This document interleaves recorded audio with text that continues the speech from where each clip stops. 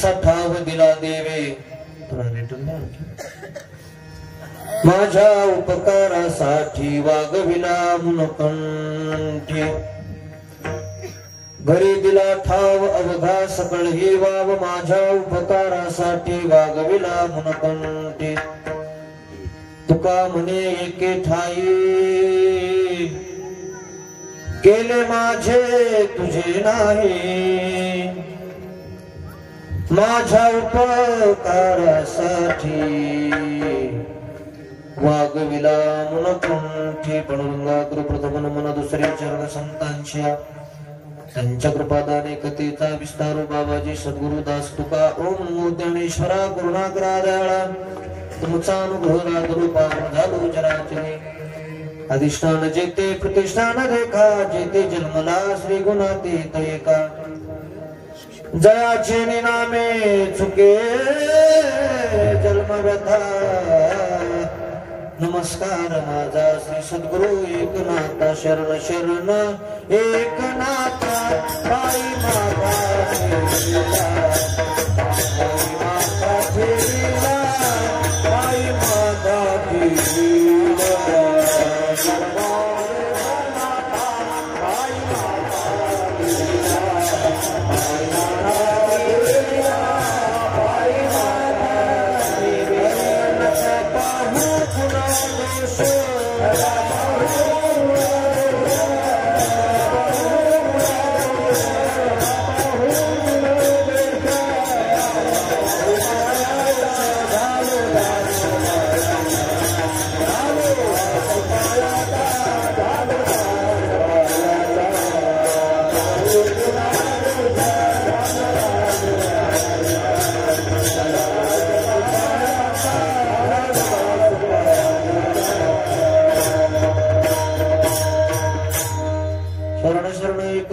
पायी माता ठेवला नका पाहू गुण दोष झालो दास पायाचा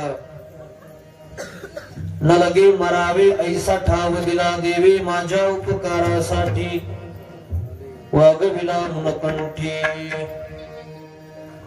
आजच्या पवित्र कीर्तन रूपी सेवे करता निवडलेला अभंग महाराष्ट्राचे लाडके संत श्रीमंत श्री जगद्गुरु श्री संत तुकाराम महाराजांचा अत्यंत महत्वाचा 4 चरणाचा आपल्या अंतःकरणातील क्रांती प्रगट करणारा अभंग आहे विठ्ठला विठ्ठला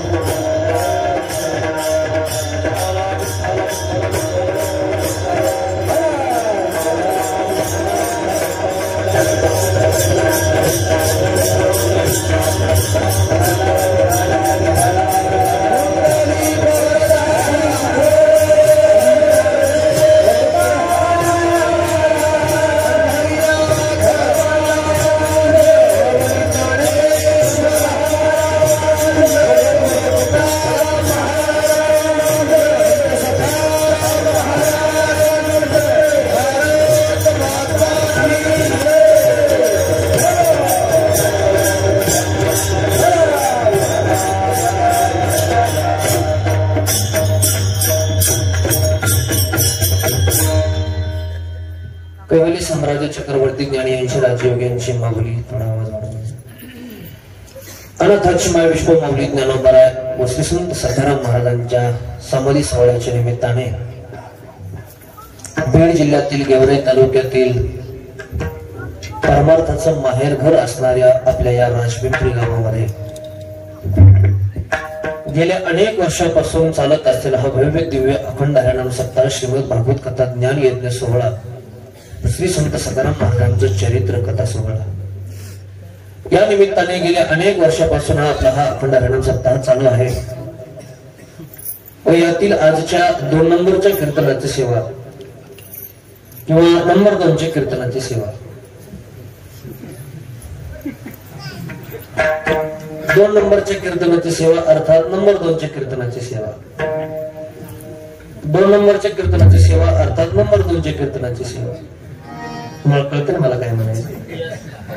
फक्त चुकून नंबर 2 आलेला आहे. नंबर 2 चा कुठलाही माझा व्यवसाय वगैरे तसं काही नाही. सगळे नंबर 1 चेच माझे व्यवसाय आहेत. पण चुकून नंबर 2 आले असल्यामुळे आजची ही 2 नंबरच्या कीर्तनाची सेवा अर्थात दुसऱ्या दिवसाची कीर्तन सेवा आपल्या या राजपिंपरी गावामध्ये जन्म घेऊन संबंध महाराष्ट्रामध्ये आणि महाराष्ट्राच्या बाहेर सुद्धा श्रीमद भागवत कथा असेल, कीर्तन असेल, विविध माध्यमातून संबंध महाराष्ट्रामध्ये भागवत कथेचा आणि कीर्तनाच्या माध्यमातून संप्रदायाची भव्य पताका आपल्या खांद्यावरती घेऊन माझ्या पांडुरंगाचं नाव घेऊन संबंध महाराष्ट्रामध्ये ज्यांनी क्रांती केली, आपल्या जन्मभूमीमध्ये जन्म घेतला. कर्मभूमी हीच आहे, जन्मभूमी हीच आहे. श्री हरिभक्तपरायण, वेदशास्त्र संपन्न आणि अगदी गोड श्रीमद भागवत कथाकार, गोड कीर्तनकार, वाणी भूषण, प्रेममूर्ती, शांती सागर श्री हरिभक्तपरायण आमचे बाबासाहेब महाराज जोशी, अर्थात आपण सर्व प्रेमानं त्यांना दादा म्हणतो. दादांच्या अध्यक्षतेखाली, मार्गदर्शनाखाली शुभ हस्ते संपन्न होत असताना अखंड हरिनाम सप्ताह आणि यातील दुसऱ्या दिवसाची कीर्तनाची सेवा आदरणीय दादांच्याच आदेशानुसार आज या ठिकाणी मी तुमच्या समोर उपस्थित आहे.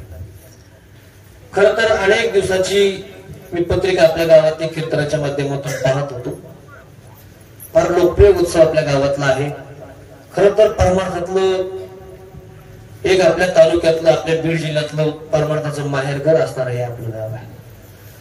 महाराष्ट्रामध्ये अनेक गावामध्ये महाराज मंडळी जन्माला आलेले आहेत. आमच्या गावामध्ये 10 महाराज आहेत. भरपूर महाराज मंडळी गावामध्ये जन्माला येतात.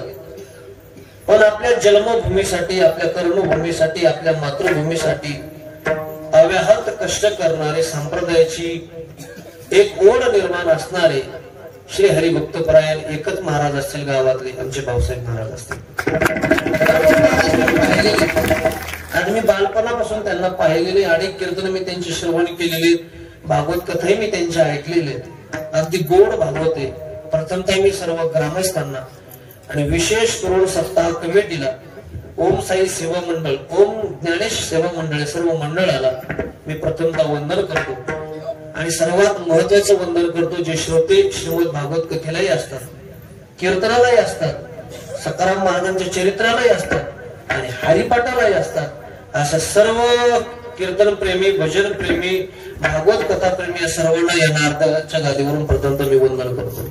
एवढी सोपी गोष्ट नाही. आता मी आलो त्यावेळेस भागवत कथा, सकाराम बाबांचं चरित्र चालू, दुपारी भागवत कथा आहे आणि तरी सुद्धा ही मंडळी लगेच 10-20 मिनिटांमध्ये रेडी होऊन परत कीर्तनाला उपस्थित राहिले. राजपिंपरी अत्यंत महत्वाचं गाव आहे, आपल्या तालुक्यातलं परमार्थाचं माहेरघर आहे. म्हणून इथं लिहून ठेवलेलं आहे, कीर्तन संपेपर्यंत मध्येच कोणी उठून जाऊ नये. कारण काय ह्याच्यामुळे काही बंद करते ते कोणाला उठून जायचं असलं तसं काही नाही. भगवत लाईट आजच गेली म्हणतेस, मला वाटतं माझ्या पायाचा पाय गडे काय असं मीच पांढऱ्या पायाचा गडे असं घडलं. एकदा मुंबईत गेलो होतो. मुंबईत त्यांना मी म्हणलो जनरेटरची व्यवस्था करा. ते म्हणले महाराज मुंबई इथं लाईटच जात नाही. गेलो मी, टिपी जळली. हे बघा असं काय केलं आपल्या पायाचं. इथं काय तसलं काय होणार नाही. एवढ्या काय पांढऱ्या पायाचं मी नाही. माझ्याकडे काही एवढा रागा बघू नका तुम्ही. आदरणीय बाबासाहेब दादांच्या आदेशानुसार आज मी या ठिकाणी उपस्थित आहे.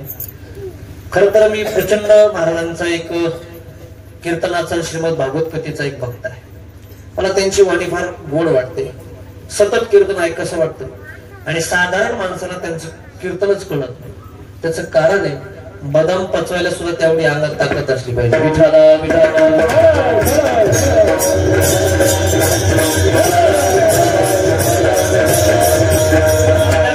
भाग्य माऊली ज्ञानोबारांच्या सुद्धा पालखी सोहळ्यामध्ये आपल्या गावाची दिंडी आहे.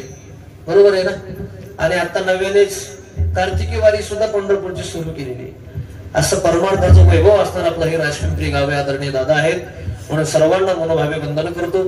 आजची कीर्तन सेवा सुशोभित करण्याकरता आपल्या परिसरातील, आपल्या गावातील सर्व भजनी मंडळी, टाळकरी मंडळी, महाराज मंडळी उपस्थित आहेत. त्यामध्ये पहिली चाल ज्यांनी गायली श्री हरिभक्तपरायण गायनाचार्य आमचे बोबडे महाराज, त्यांनाही मनोभावे वंदन करतो. पहिली चाल गाणारे श्री हरिभक्तपरायण आमचे मेखले महाराज.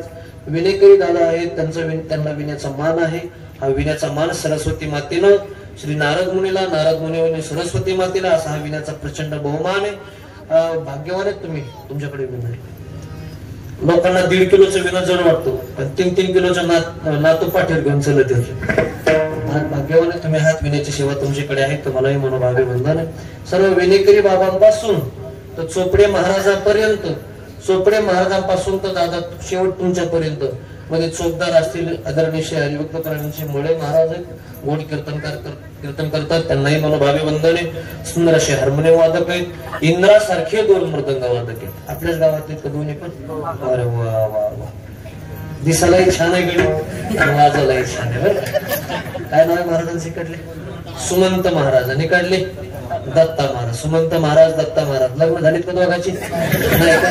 माझ्याकडे सोयरीक आहेत म्हणून माझा नंबर घेऊन का म्हणजे तुम्हाला कामाला येईल दोघांना. फक्त काय करायचं, वाजवताना मोबाईल एका खालच्या खिशात ठेवायचं. त्याचं कारण असं सांगतो मी तुम्हाला. मी एमएससी बीएड झालेलो आहे. इथं सर बसलेले, बरेचसे डॉक्टर काही मंडळी बसलेले असतील. मोबाईल वरच्या खिशात ठेवल्यामुळे बऱ्याचशा लोकांना हृदयविकाराचा त्रास झालेला आहे. म्हणून जनरली कुठलंही काम करत असताना मोबाईल खालच्या खिशात ठेवायचं, म्हणजे हृदयविकाराचा त्रास होत नाही. विठाला विठाला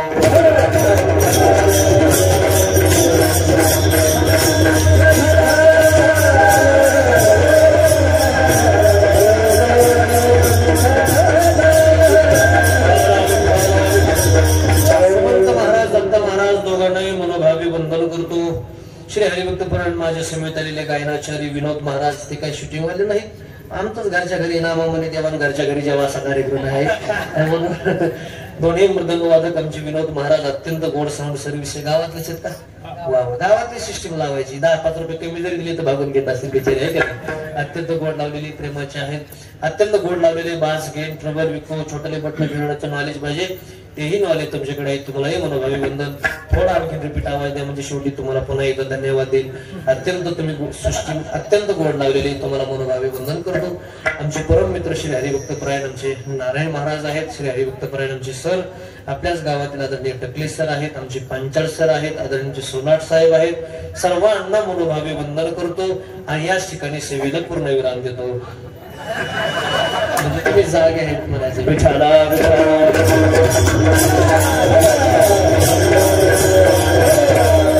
आज कीर्तन श्रवण करण्यासाठी श्री हरिभक्तपरायण आमच्यावरती नितांत प्रेम करणारे महाकाळेवर आमचे आदरणीय मांगदरी काका आलेले आहेत. तुम्हालाही मनोभावे वंदन. अभंग तुकोबारायांचा जास्त कोणाच्या नामाचा उल्लेख न करता, परिहार न देता मी बरोबर माझ्या अभंगाला न्याय देण्याचा प्रयत्न करणार. अभंग तुकाराम महाराजांचा 4 चरणाचा आहे.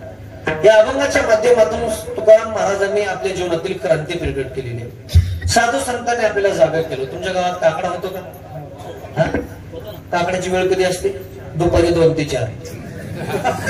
कधी असतो काकडा? 3 ते 4 दिवसात. त्या काकड्यामध्ये साधू संतांनी आपल्याला जागा केलं. देवालाही जागा केलं, साधू संतांनाही जागा केलं आणि तुम्हाला आम्हाला जागा केलं. उठा पांडुरंगा आता दर्शन द्या सकला, झाला अरुणोदय सरली निद्रेची वेळा. उठा साधू संत साधा आपुले हित, जाईल हा नरदेह मग कैचा भगवंत. उठा जागे वारी आता स्मरण करा पंढरीनाथा, भावी चरणी ठेवा माता. सुखवी व्यथा जन्माच्या धन दारा पुत्र जन बंधू सोय रे पिशू. द्रौपदामध्ये जागा केलं. हे तिन्ही प्रमाण तुम्हाला म्हणून दाखवले. हे काकड्यातले प्रमाण आहेत. कशातले? काकड्यातले. परमार्थ जर कोणी टिकून ठेवला असेल तर 2 माणसांना टिकून ठेवला. एक हरिपाठामध्ये आणि 2 काकड्यामध्ये. पण संप्रदायाचे दुर्दैव आहे, संप्रदायाचं दुर्दैव आहे, जे लोक काकड्याला येतील आणि हरिपाठाला येतील त्यांना लोक त्यांचं काय खरं ते काकड्यावाले सर्व 2 दर्जा देते. सगळ्यात जास्त मान महाराजाला देते. पण संप्रदाय कोणी टिकवला असेल तर तो संप्रदाय काकड्यावाल्याने टिकवलेला आहे. पण आपल्या धर्म मंडपामध्ये जे लोक काकडा करतात, काकड्यावाल्यांसाठी सर्वांनी एकदा जोरदार टाळ्या. परमार्थ काकड्यावाल्याने टिकवलं. आपल्याला जागा केलं साधू संतांनी. कशाच्या ठिकाणी जागा केलं? धन दारा पुत्र जन बंधू सोयरे. किती झाले? परत रिपीट करू का?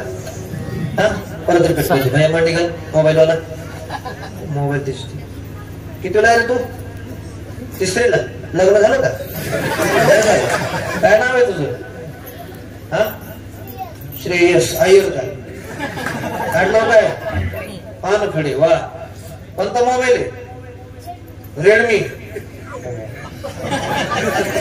मामा आहे का तुला मामाला पोरगी आहे का नाही का मग काय अडचण नाही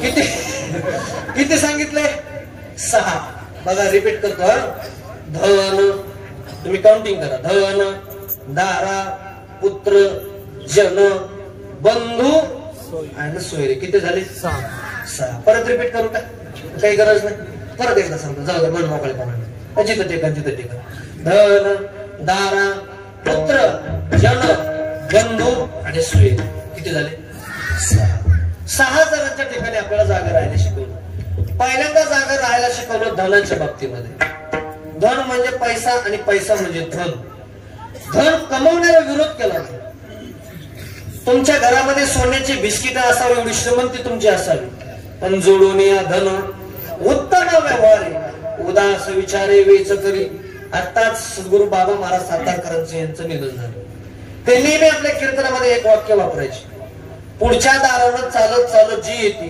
तिला म्हणायचं लक्ष्मी मागच्या दारानं जी येते तिला म्हणायचं पैसा आपल्या खिशामध्ये पैशाचा खळखळाट असावा पण त्या पैशा मागे 1 रुपयाचाही कोणाचा तळतळ नसेल त्याला म्हणायचं धन धनाच्या ठिकाणी जागा राहायला शिकवलं कोणत्या मार्गाने धन येतं याचा विचार करायचा आणि कोणत्या मार्गाने धन जातं याचा विचार करायचा आळंदी तीर्थक्षेत्रामध्ये सद्गुरू जोग महाराजांनी 110 वर्षापूर्वी वारकरी शिक्षण संस्था सुरू केली आज माझ्यासारखे लाखो विद्यार्थी कीर्तन करतात ही क्रांती सद्गुरू जोग महाराजांनी केलेली आहे 100 वर्षापूर्वी संस्था सुरू झाली माझ्याकडे बघा राजपिंपरीकडे 100 वर्षापूर्वी संस्था सुरू झाली आणि सद्गुरू जोग महाराजांकडे पुण्यातले एक सावकार 1 लाख रुपये घेऊन आले त्या काळातील 1 लाख रुपये आणि म्हटले महाराज एवढे 1 लाख रुपये राहू द्या सद्गुरू जोग महाराजांनी सांगितलं मला नको अहो राहू द्या म्हटले महाराजांनी सांगितलं मला नको अहो राहू द्या म्हटले धर्मशाळा बांधा काम चालू आहे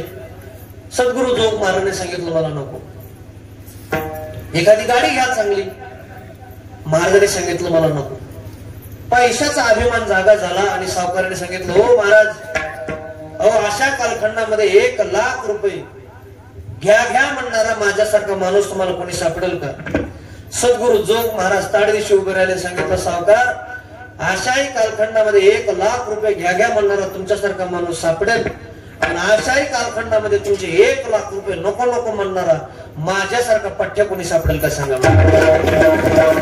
नाही घेतलं 1 लाख रुपये त्यांच्या जागेवर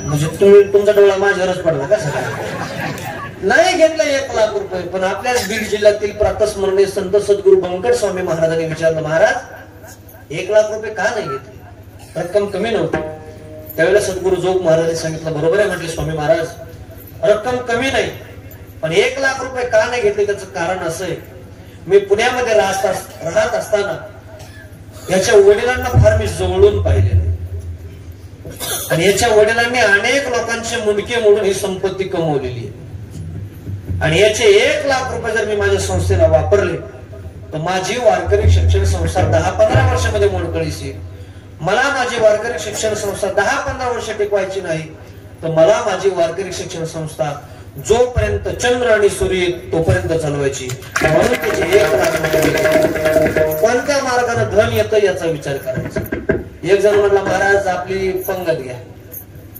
मी दुसऱ्या माणसाला फोन लावला म्हणलं याचा व्यवसाय काय ते म्हणजे महाराज 10 डिशच्या दुकान आहेत मला तुमची पंगतच नको कशाला पंगत घ्यायची धनाच्या ठिकाणी जागा राहायचं धन 2 नंबर दारा 1 नंबर धनाचा पहिल्यांदा परत विचार करू येत कोणत्या मार्गाने याचा तर विचार करायचा पण आपले पैसे नेमके जातात कुठं याचाही विचार करायचा आपण आता पंढरपूरला गेलो परत रिटर्न आलो परत आता आळंदीला गेलो परत काही माणसं वापस आले तसं वाळवंटामध्ये बसल्यानंतर भिकारी राहते कुठं पंढरपूर ते पायाला बसलेले असं मग आपल्याला पाहिलं ते लगेच सुरू करते 1-2 पैसा देव धर्मा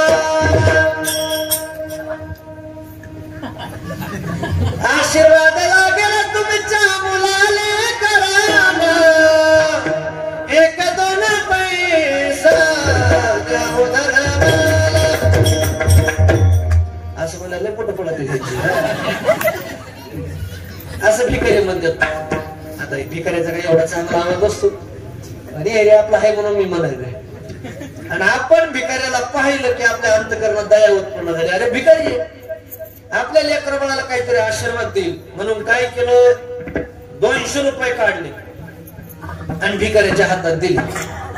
त्याला एवढा आनंद झाला, अरे वा सकाळी सकाळी 200 रुपये भेटले. त्याने समोरच दुकान पाहिलं, देशी दारूचे दुकान. दुकानामध्ये गेला, 200 रुपयाची दारू घेऊन आला.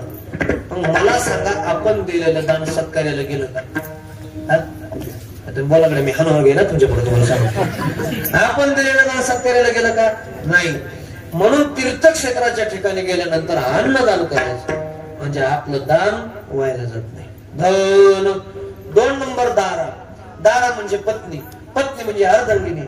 अर्धांगिनी म्हणजे लक्ष्मी. भागाभागामध्ये बायकोला वेगवेगळ्या नावाने हाक मारण्याची पद्धत आहे. काही भागात लक्ष्मी म्हणतात, काही भागात अर्धांगिनी म्हणतात, काही भागात धर्मपत्नी म्हणतात, काही भागात पत्नी म्हणतात. आपल्या मराठवाड्यामध्ये, बीड जिल्ह्यामध्ये बायकोला म्हणतात हे आमची माणसं आहेत. इंग्लिश मध्ये बायकोला मिसेस म्हणतात. बरोबर आहे ना? मला बरेच दिवस कळत नव्हतं हे मिसेस म्हणजे एवढं विशेष आहे. म्हणून मी डिक्शनरीच काढली आणि डिक्शनरीत मला शब्द आढळला, मिस म्हणजे चूक करणे आणि मिसेस म्हणजे सारख्याच चुका करणे. इट इज कॉल्ड एज बायको. भागाभागात वेगवेगळ्या नावाने हाक मारण्याची पद्धत. सातारा सांगली भागामध्ये एकदा कीर्तन करण्याचा सुयोग मला प्राप्त झाला. जेवायला बसलो आणि त्या ताई चपात्या घेऊन आले. मी म्हणलं, दादा हे तुमच्या कोण आहेत? ते मला महाराज हे आपला बारदाना आहे. कोणाला म्हणला बारदाना? बायकोला. हे आपला बारदाना आहे. मला तेवढा चान्स सापडला. मी म्हणलं, ताई तुम्ही यांचे बारदाना हे तुमच्या कोण आहे? ती म्हणजे महाराज हे आमचं भांगार आहे. आता हे बारदाना म्हणा रे भांगारच असेल ना. दारा म्हणजे पत्नी. साधू संतांनी दारा म्हणजे पत्नी हा शब्द वापरला. पत्नी आपली परमार्थाला अनुकूल आहे का नाही जागा राहायचं, परमार्थाला प्रतिकूल आहे का नाही जागा राहायचं. फॉर एक्झाम्पल उदाहरण देतो. समजा आपल्या गावामध्ये सप्ताह चालू, एवढं गोड नियोजन ग्रामस्थांनी केलेले, दादांचा आशीर्वाद आहे, मार्गदर्शन आहे, सुंदर नियोजन चालते. एखाद्या माणसाला वाटलं 4-5 वारकरी आपली घरी नाश्त्याला घेऊन जावं म्हणून 2-3 वारकरी घेतले, घरी गेले आणि बायकोला आवाज दिला, अगं आम्ही 4-5 महाराज मंडळी आलो, जरा नाश्त्याला काहीतरी बनवू बरं. लगेच आतून आवाज आला, 20 मिनिटात पोहे बनवते, चहा बनवते, पुढच्या बैठकीत बसा. असं समजायचं आपली पत्नी परमार्थाला अनुकूल आहे. कॅसेट बी 4-5 वारकरी घेऊन गेलो तर बायकोला आवाज दिला, अगं आम्ही 4-5 वारकरी आलेत, नाश्त्याला बनव बरं काही. लगेच आतून आवाज आला, सगळे काही त्यांना काय दुसरं घर जायला. वारकरी म्हणले चला निवास घेर टाका. असं समजायचं आपली पत्नी परमार्थाला प्रतिकूल. धन दारा. दारा म्हणजे काय? मी फाशी घेणार तुझ्या पुढे. दारा म्हणजे काय? पत्नी. पत्नीच्या ठिकाणी जागा राहायला शिकवलं. धन दारा. पुत्र. पुत्र म्हणजे मुलगा. इतिहासामध्ये 3 माता आपल्या मुलाच्या ठिकाणी जागे राहिल्या. ऐका राजपिंपरीकर. पहिली माता आपल्या मुलाच्या ठिकाणी जागे राहिली, त्या मातेचं नाव आहे मदालसा. आपल्या बाळाला पाळण्यामध्ये घातलं आणि पाळण्याची दोरी आपल्या हातामध्ये घेतली. प्रपंच जरी सुख जोडे तरी का सेविती गिरीकडे, राज्य टाकून गेले थोडे एका वेळे म्हणावे. आपल्या बाळाला पाळण्यास सांगितलं, हा देह नाशिवंत मलमूत्राचा बाळ, वरी चर्म घातले रे तुम्ही कीटकाचा सार. आपल्या बाळाला पाळण्यात उपदेश केला, बाळा हे नाशवान शरीर आहे, जा भगवान परमात्म्याचं भजन करून त्या देवाला प्राप्त करून घे. पहिली माता, त्या मातेचं नाव आहे मदालसा. दुसरी माता, त्या मातेचं नाव आहे पुण्यश्लोक अहिल्या माता होळकर, की ज्या मातेनं आपल्या स्वतःच्या मुलाला हत्तीच्या पायाखाली देणारी माता, त्या मातेचं नाव आहे अहिल्या माता होळकर. आणि जगाच्या पाठीवर तिसरी माता झाली जी माता आपल्या मुलाच्या ठिकाणी जागी राहिली त्या मातेचं नाव आहे राष्ट्रमाता जिजाऊ मासाहेब. म्हणून छत्रपती शिवाजी महाराजांची शिवजयंती आली की आपण पहिल्यांदा वंदन राष्ट्रमाताला करतो. जिजा माऊली गे तुला वंदना जिजा माऊली गे तुला वंदना तुझ्या प्रेरणेने दशा मुक्त झाली जिजा माऊली गे तुला वंदना जिजा माऊली गे तुला वंदना. बालपणामध्ये छत्रपती शिवाला रामायण श्रीमद भागवत रामायण महाभारताची कथा शिकवली. म्हणून तर आजही आपण स्वाभिमानानं छत्रपती शिवरायांची शिवजयंती थाटामाटामध्ये उत्साहामध्ये पार पाडतो. आणि उगाच कोणाच्याही पोटी छत्रपती शिवाजी महाराज जन्माला येत नसतात. त्याला कुसही तशी पवित्र असली पाहिजे. राष्ट्रमाता जिजाऊ मासाहेबांच्या गर्भामध्ये छत्रपती शिवाजी महाराज आहेत. सर्व दाशाने विचारला महासाहेब तुम्हाला काय डोळे होतात, काही खावंसं वाटतं का, काही प्यावंसं वाटतं का? त्यावेळेला राष्ट्रमाता जिजाऊ मासाहेबांनी सांगितलं आम्हाला काही खावंसं वाटत नाही, आम्हाला काही प्यावंसं वाटत नाही. मग आम्हाला डोक्यामध्ये जेरीटोप घालावा असा वाटतो, आम्हाला कमरेला तलवार म्यान करायची वाटते, आम्हाला घोड्यावरती बसावेसे वाटते आणि घोड्यावरती बसून शत्रूचे मुडके तलवारीने सपासप कलम करावेसे वाटतात. असे आम्हाला डोळे होतात आणि अशाच्या पोटी छत्रपती शिवाजी महाराज जन्माला येतात. आता आजकालच्या महिलांना असे डोळेच लागत. कोणाला मातीच खावं वाटते, कोणाला राखच खावं वाटते, कोणाला तर मेघडच खावं वाटते. मग मला सांगा कसे शिवाजी महाराज जन्माला येते सांगा बरं. त्याला कुछ तशी पवित्र असली पाहिजे. धन दारा पुत्र, पुत्र म्हणजे मुलगा, आपल्या मुलाच्या ठिकाणी जागा असलं पाहिजे. म्हणून छत्रपती शिवाजी महाराजांची शिवजयंती आली की आपण वंदन राष्ट्रमाताला करतो. पण पहिल्यांदा आपण म्हणतो माझी जाऊची पुण्याई कशी आली व पळाला, माझी जाऊची पुण्याई कशी आली व पळाला, तो बापाचा बापा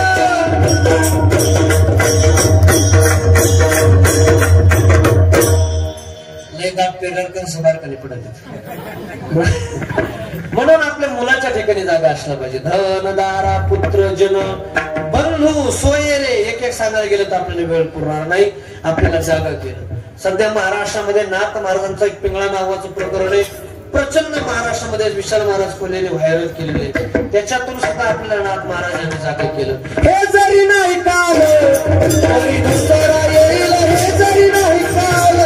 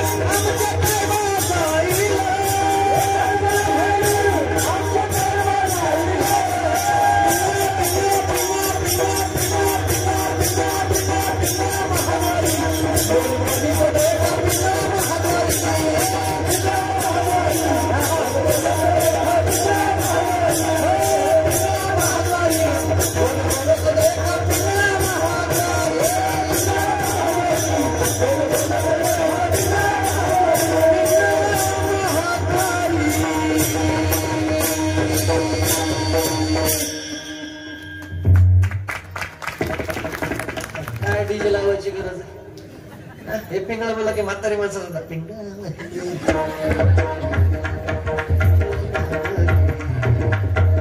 नाथ महाराजांनी आपल्याला जागा केलं. हे जरी नाही काल तरी दुसरा येईल, हे जरी नाही काल. अरे सरते शेवटी बा काळ बांधून येईल. आणि एका जनार्दनी आमचे कायबा जाईल नाथ महाराजांनी आपल्याला जागे केलं. खर तर आले होते त्याच्याकरता क्रांती करण्यासाठी. नरदेह निदान लागले हाती उत्तम सार उत्तम गती. या नरदेहामध्ये आल्यानंतर माणसानं ठरवलं आपल्याला देव व्हायचंय, तो माणूस देवही होऊ शकतो. फक्त माणसानं ठरवलं पाहिजे. आज माणूस एवढा पुढे गेलेला आहे. आज माणूस चंद्रावर गेलेला आहे, मंगळावर गेलेला आहे, बुलेट ट्रेन, समृद्धी महामार्ग, आज माणूस पुढे गेलेला आहे. हृदयाचे ठोके किती पडतात आज विज्ञान सांगतंय. गर्भामध्ये मुलगा आहे का मुलगी आज विज्ञान सांगतंय. शरीरामध्ये ब्लड किती आज विज्ञान सांगतंय. आज विमानानं आपण प्रवास करू शकतो एवढं विज्ञान आज पुढे गेलेलं आहे. 50% महिलांना आरक्षण दिलेलं आहे. पण आज आपण कधी पुण्याला गेला तर एसटी कंडक्टर महिला आहेत. गेवराला पण महिला कंडक्टर पाहायला भेटतील. मुंबईला कधी गेला तर एसटी ड्रायव्हर सुद्धा सध्या तुम्हाला महिला पाहायला भेटतील. आरक्षण फक्त 50%, पण 70% काबीज त्यांनी केलेलं आहे.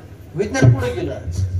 बघा तुम्ही, मी आलो होतो त्यावेळेला कथेला सुद्धा सगळ्यात जास्त महिला, भागवताला सगळ्यात जास्त महिला, कीर्तनाला सर्वात जास्त महिला. म्हणून देवानं सुद्धा सगळे काम ह्यांच्याकडेच वाटून दिले. घर सांभाळायचं महिलांनी, तुम्ही बोलत राहा. घर सांभाळायचं महिलांनी, कापूस याचायचा महिलांनी, तुरी काढायच्या महिलांनी, भागवताला यायचं महिलांनी, कीर्तनाला यायचं महिलांनी, दिंडीत जायचं महिलांनी, एका घराचे 2 घर करायचे. एक काम परफेक्ट आहे बघा, त्यांचं फिट आहे एकदम. कसं 6 महिन्यात वायली निघायचं हे पहिलं डोक्यात राहते. खर तर परमार्थ करावं महिलांनीच करावं. भागवताला येत्या, समोर बसत्या,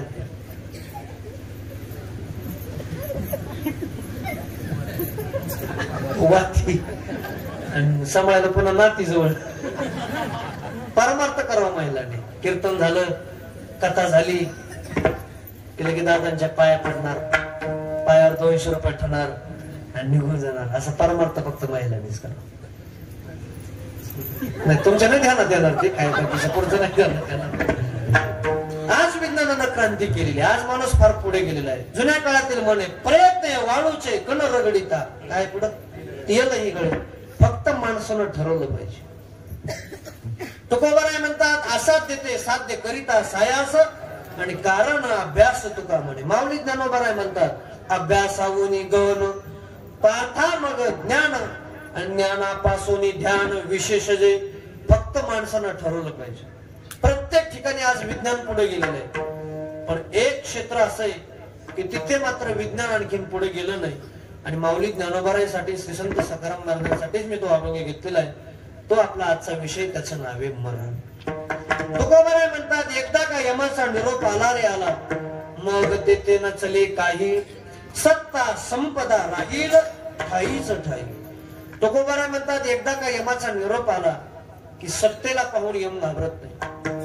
आणि मला असं वाटतं सत्तेला पाहून जर यम घाबरत असता तर या भारत देशातला एकही पंतप्रधान मेला नसता. पण पंतप्रधान मेले का नाही? बोला की तुम्ही गाथा पाठाशन करू नका. पण पंतप्रधान मेले का नाही? मेले. काही पदावर असताना मेले. आणि काही पंतप्रधान स्वतःच्या अंगरक्षक अर्थात बॉडीगार्डने मारले. माझा जन्मही नव्हता त्यावेळेला. एक पंतप्रधान झाल्या, काय नाव त्यांचं? हा, मी थोडा भोळा आहे बरं का. म्हणजे एवढा भोळा नाही, मला पैशाचं कळत होतं. मला वाटलं भोळा आहे का काय. एवढा भोळा समजू नका. स्वतःच्या बॉडीगार्डने त्यांना मारलं. सत्तेला पाहून यम घाबरत नाही. आता हे माझे कोण आहेत? हे चौकदार माझे कोण आहेत? बॉडीगार्ड आहेत. पण समजा ह्यांचं ह्या सुमंतरावचं ठरलं खोला महाराज काम करून टाका. लगेच चौकदाराने काठी वर केली आणि दत्ता लगे माझ्या डोक्यात. मला सांगा हे कशासाठी आहेत? बोला की मी फाशी घेईन बरं का. सांगा हे कशासाठी आहेत? माझ्या संरक्षणासाठी. पण जर सांगलं ह्यांनी मला मारलं तर रक्षकच भक्षक झाले. सत्तेला पाहून यम घाबरत नाही. 2 संपत्तीला पाहून यम घाबरत नाही. संपत्ती म्हणजे पैसा. खर तर यमाच्या गरीब माणसावर लय उपकार आहेत. यम आणखी भ्रष्टाचार करीत नाही. सध्या प्रत्येक ठिकाणी भ्रष्टाचार. वाळू काय, मुरुम काय, डबर काय, सिमेंट काय, शाळा काय, गट्टू काय, नाल्या काय, अजून काहीतरी राहिले बघ. काय राहिले? संडास. कोणतरी लय प्रामाणिक माणसं करा तुमच्या गावात. महाराज संडास राहिले. अगं मी एक प्रामाणिक माणूस आहे, शिकलेला माणूस आहे. माझं असं एक प्रामाणिक मत आहे, बाकीच्या कोणत्या का स्कीम खायनात बरं का, बाकीच्या कोणत्या का स्कीम खायनात, पण स्कीमला नव्हता धक्का लागायला पाहिजे. पण काय सांगा, वृत्तीची एवढी भिकारी झाली, ती सुद्धा स्कीम चाटून पुसून आणलेला. काय काय नाही तर दुसऱ्याच्या संडास मध्ये बसलो शासनाचे 13,000 उचलले. कितीच हुशार माणसं आहेत बघा. संपत्तीला पाहून यम घाबरत नाही. खर तर यमाचे खूप उपकार आहेत. यम आणखी भ्रष्टाचार घेत नाही, लाच घेत नाही, रिश्वत घेत नाही. साध्या गेवरे तालुक्याच्या भाषेत सांगू का, यम आणखीन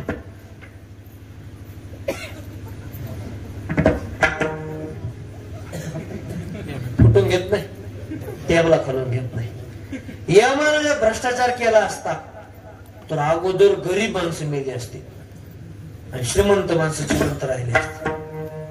श्रीमंत माणसानं यमाला कोरा चेक दिला असता, तू आकडा टाक, मी सही करतो म्हणले असते. पण तुकोबाराय म्हणतात, यम नाही धरीत कोणाची प्रतिष्ठा. यम विचारच करत नाही. राजपिंपरीमध्ये लय टॉपचं घर आहे, भरपूर श्रीमंती आहे. गेवरेला चांगली प्लॉटिंग आहे, बीडला काही प्लॉटिंग आहे, संभाजीनगरला प्लॉटिंग आहे, 10-20 रुपयाची एफडी आहे, कोटी रुपयाची एफडी आहे. एक मुलगा क्लास 1 आहे, दुसरा मुलगा क्लास 2 आहे. महाराज म्हणतात आणखीन तरी संपत्तीला पाहून यम घाबरत नाही. आणि 3, विद्वत्तेला पाहून यम घाबरत नाही. विद्वत्ता म्हणजे हुशार, चतुर आणि चाणाक्ष. तुम्ही किती हुशार असू द्या, विद्वत्तेला पाहून यम घाबरत नाही. भारत देशामध्ये एक डॉक्टर होऊन गेले. त्या डॉक्टरांचं नाव हृदयरोग स्पेशलिस्ट नीतू मांडके नावाचे एक डॉक्टर. 80,000 लोकांच्या बायपासच्या डॉक्टरांनी केल्या. त्याच डॉक्टरांना अटॅक आला.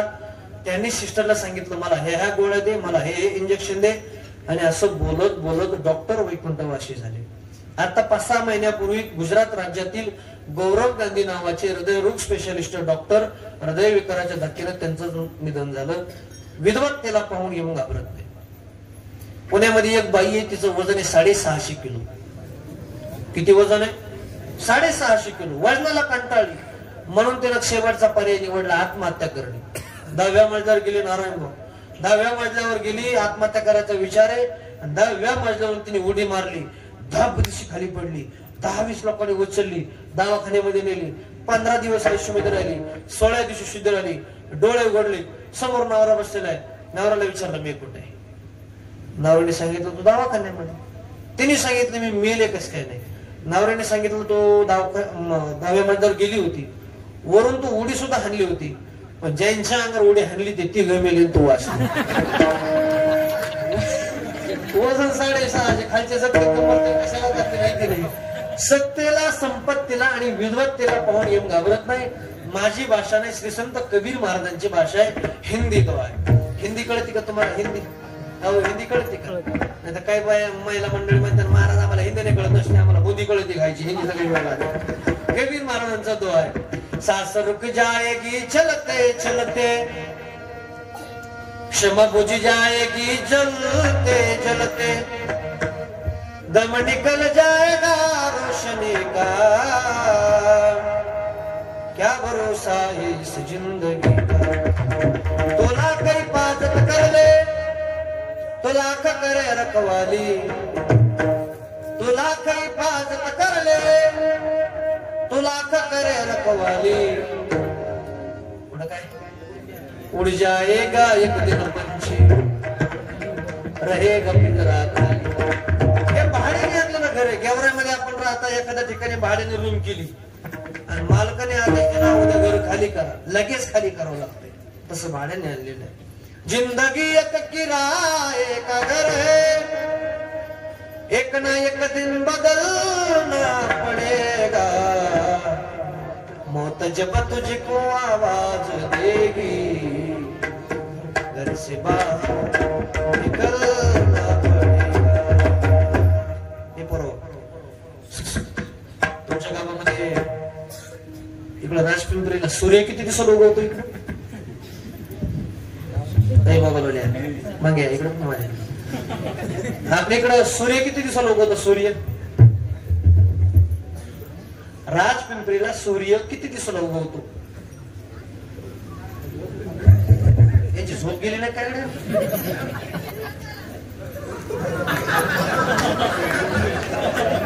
कोण येते मिळून 24 तास? ते काय पलीकडे टोपीवाला ते काय ते मागे जोडीदार साल्या नाही? किती दिवसाला उगवतो म्हणतो मी? रोज उगवतो ना? रोज उगवतो. बरं मावळतो किती दिवसाला? बोला की सकाळी उगवला की बरोबर 3 दिवसांनी मावळतो.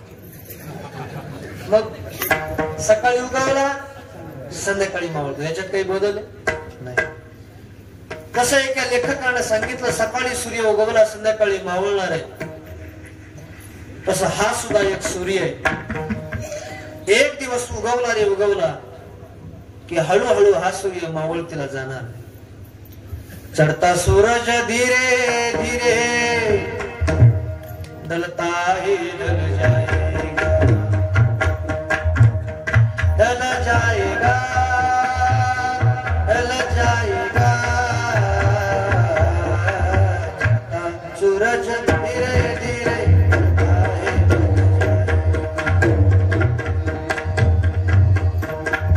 तू यहाँ मुसाफिर है, बेकरार पानी है. 4 दिन की तेरी महिमा तेरी जिंदगानी है. त्या लेखकाने सांगितलं 4 दिवसाचं तू पाहुणा आलेला आहे. आता काका तुम्ही महाकाळेहून आले, तुमची मुलगी इथं दिलेली आहे. आता कीर्तन झाल्यानंतर तुम्ही किती दिवस इथं थांबणार आहे? लगेच माझ्यासोबत चला महाराज पुढं मी तुमच्या महाराज थांबा ना मुक्कामाला. तुम्ही काय म्हणणार नाही हो महाराज मी इथला कोण आहे? पाहुणा आले. तसं आपण या मृत्यूला पाहुणे. म्हणून ज्याच्या कानावर बातमी कळेल अमुक अमुक माणूस गेला, खळ दिवशी त्याच्या डोळ्यातून पाणी आलं पाहिजे. एवढं काम माणसाचं चांगलं असेल. नाही तालुका रडला चालेल, नाही जिल्हा रडला तरी चालेल, पण आपण मेल्यानंतर राजपिंपरी तरी रडावं एवढं काम चांगलं पाहिजे ना. नाही रडले राजपिंपरी, पण कमीत कमी आपण मेल्यानंतर वार्ड क्रमांक 1 तरी नाही रडला. वार्ड क्रमांक 1 पण शेजारचं तरी.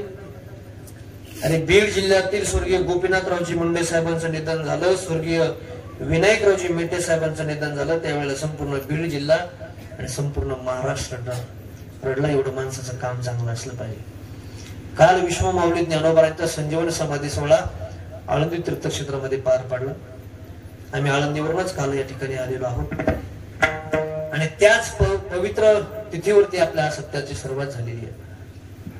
विश्व माऊली ज्ञानोबा ज्यावेळेला समाधीस्थ होत होते, माझ्या ज्ञानोबारांची श्रीमंती आहे का, एक हात निवृत्तीनाथ महाराजांनी धरलेला आहे आणि एक हात साक्षात माझ्या पांडुरंगाने धरलेला आहे. किती श्रीमंती असेल बघा ना तुम्ही.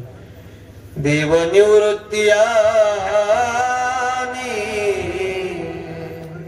धरिले दोन्ही कर, जातो ज्ञानेश्वर बैसावया, जातो ज्ञानेश्वर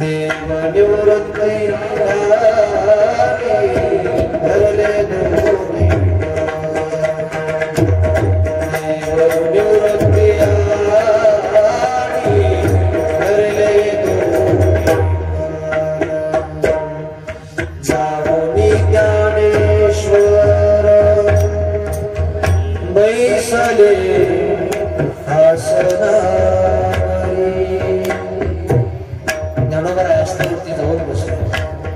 जाऊनी ज्ञानेश्वर बैसले आसनावरी. पुढे ज्ञानेश्वरी हे पुढे ज्ञानेश्वरी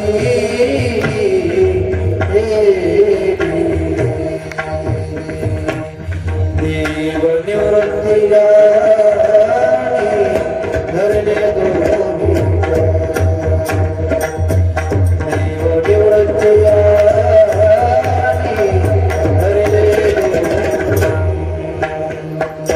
धरले दोन्ही.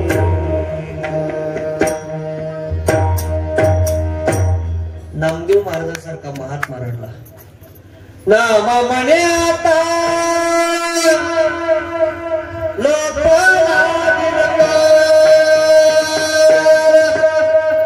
नामदेव महाराज रडले. यात काही नव्हते. मी फक्त मेला देणार. या विश्वाचा नायक भगवान पांडुरंग परमात्मा रडला.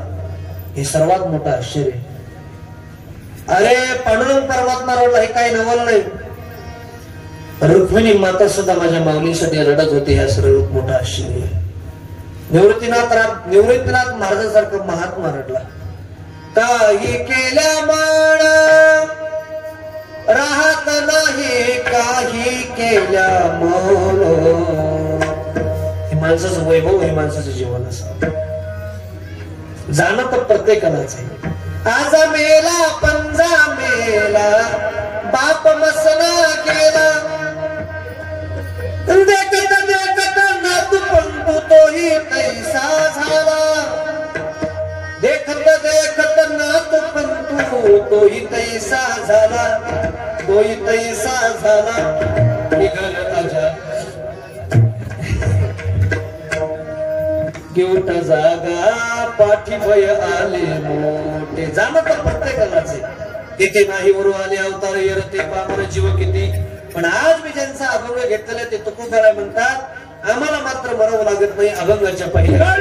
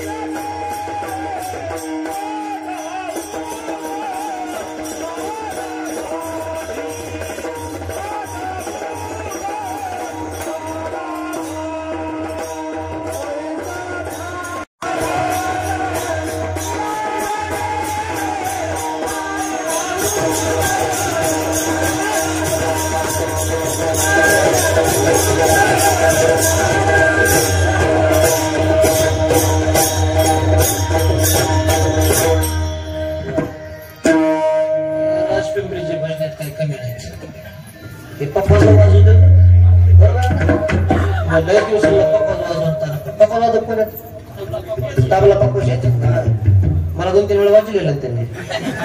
कीर्तनात वाजवलेला असं नाही का. पप्पाचं त्याला काय न लागे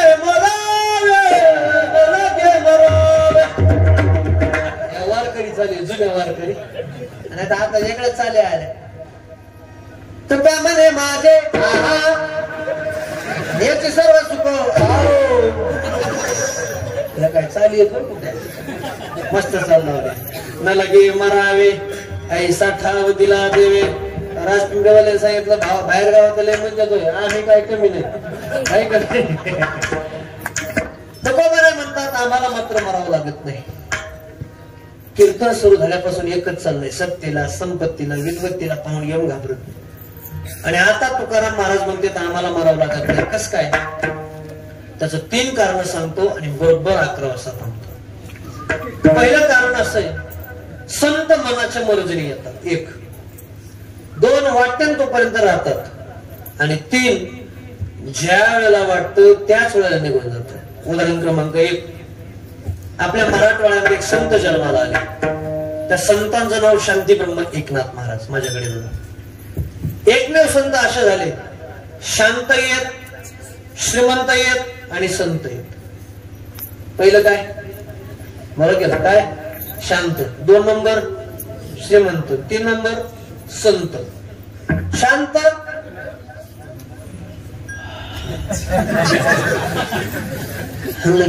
काही तुम्हाला नाही का? शांत शांत 2 नंबर बोला केलं. शांत श्रीमंत. बोल व्हायला चहा सांगू का? शांत श्रीमंत आणि संत म्हणजे नातमार. शांत किती? यौवन अंगावरी थुंकला प्रसाद देवने मुक्त केला. 108 वेळा थुंकले तरी राग पाहिलं नाही. उलट म्हणले, राजा तुझ्यामुळे 108 वेळेला मग मला गंगेचं स्नान भेटलं. किती शांतता. साधा आपण मोटरसायकलवर चालव, एखादा माणूस चालव आणि एसटी मधून एखाद्या माणसाने पिचकारी हाणव आणि आपल्या अंगावर उडाव, आपण लगेच एसटीला गाडी आडली आणि कोण माणूस त्याला मारतो. 108 वेळेला थुंकले तरी राग केला नाही. शांतता. 2 नंबर नाथ महाराज श्रीमंत होते. किती श्रीमंत होते माहितीये नाथ महाराज? नाथ महाराज एवढे श्रीमंत होते, नाथ महाराजांच्या वाड्यामध्ये भागवत चालायचं. जसं आपल्या गावात दादा सांगतात तसं भागवत चालायचं, रामायण चालायचं, कीर्तन चालायचं नाथ महाराजांच्या वाड्यात. ते जे तुमच्यासारखे ऐकायला लोक येतील त्या प्रत्येक माणसाला टकलेसर 2 किलो हरभऱ्याची डाळ आणि 1 किलो गोळाची ढेप दिली जात होती. कोणाला? कोणाला? ऐकायला येणार ना. ही माझ्या कोणापेक्षा करू नका, दादाकडून करू नका. आम्ही तुमचा गुळ हरतो कीर्तन सुरू झाले. प्रत्येक माणसं ऐक. तुम्ही म्हणता महाराज गुळ हरभरे तर कोणीही वाटते. नाथ महाराजांची श्रीमंती सांगतो तुम्हाला. एकदा नाथ महाराजांच्या वाड्यामध्ये चोर घुसले. चोर काय घुसले? चोर. तुमच्याकडे चोर आहेत का? आहेत? नाही. चोरटे आहेत का? नाही तुमच्याकडे. चोराचे 2 प्रकार, एक उत्तम चोर आणि एक भंगार चोर. उत्तम चोर कशाला मानायचं? सोनं आणि पैसे जो चोरतो त्याला मानायचं उत्तम. आणि भंगार चोर सत्ताच्या मंडपातल्या चपला हान, मायकोल्याचं वायरस घेऊन जाय, येटने हान, रोमने हान, पासा हान, चालता चालता संडाचं टर्मलच घेऊन जाय. हे असले भंगार चोर. हे असले भंगार चोर नाही. नाथ महाराजांच्या वाड्यामध्ये चोर घुसले ओरिजिनल. किती घुसले माहितीये का? 24 चोर घुसले. 24. किती घुसले? 24. ऐका लक्षात राहा. 24 चोर घुसले. आणि पहिल्या चोरानं चोरलं. काय चोरलं माहितीये का? सोनं चोरलं. सोनं. आणि 1-1 क्विंटलचं गाठोडं प्रत्येक चोराने बांधलं. कशाचं? कापसाचं नाही बरं का, कशाचं? सोन्याचं. आता काय भाव आहे हे तुम्ही घरी तपासून पहा. आणि हे ज्याला सण होतं त्याने ऐका. मग एखाद्याची कीर्तन होतच बीपी लो होती. असं काही एवढं जास्त काही ताण घेऊ नका. प्रत्येक चोरानं 1-1 क्विंटलचं गाठोडं बांधलं. 24 गाठोडे काका तयार झाले. दुसऱ्या चोरानं पहिल्या चोराला उचलून दिलं, पहिलं गेलं. तिसऱ्यानं दुसऱ्याला गेलं, दुसरं गेलं. चौथ्यानं तिसऱ्याला गेलं, तिसरं गेलं. 5व्याचं असे 23 गेले.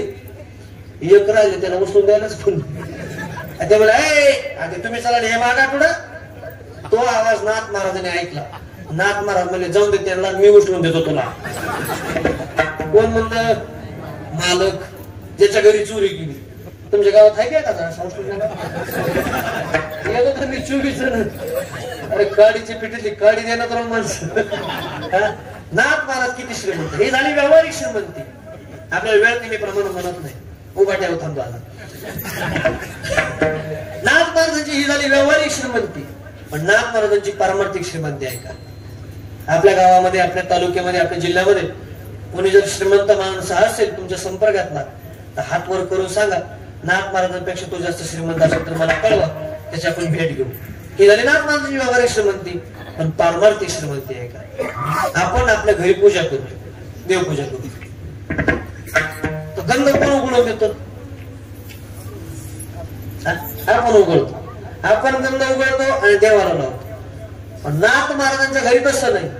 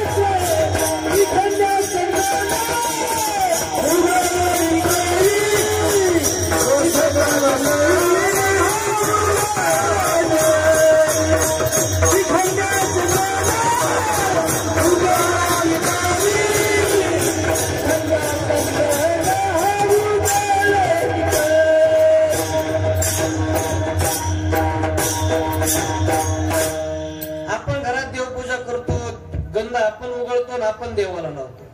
आता बोबडे महाराजांनी सांगितलं मी दचकूनच असं डायरेक्ट.